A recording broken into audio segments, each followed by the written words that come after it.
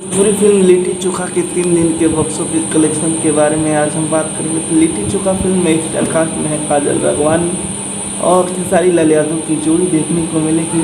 और इस फिल्म को डायरेक्ट किए हैं पराग पाटिल जी। और ये फिल्म 3 दिन में सिनेमा हॉल में लग चुकी है। तीसरा दिन का बॉक्स ऑफिस कलेक्शन मैं बताने वाला हूँ।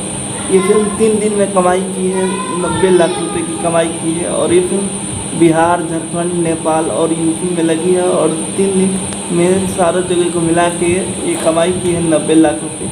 तो आप लोगों को खेसारी लाल यादव की लिट्टी चोखा फिल्म का 3 दिन का बॉक्स ऑफिस कलेक्शन का न्यूज़ कैसा लगा, कमेंट करके बताइए। और आप लोग कमेंट करके बताइए कि खेसारी लाल यादव की फिल्म लिट्टी चोखा कितनी कमाई कर सकती है, अधिक की कम। आप लोग कमेंट करके बताइएगा। ये कोई ऑफिशियली रिपोर्ट नहीं है, अनुमानित रिपोर्ट है सिनेमा हॉल के हिसाब से। तो आप लोगों को बॉक्स ऑफिस कलेक्शन न्यूज़ कैसा लगा लिट्टी चोखा फिल्म का, कमेंट करके बताइए। और चैनल पर नए हैं तो चैनल को सब्सक्राइब कीजिए, लाइक कीजिए, शेयर कीजिए।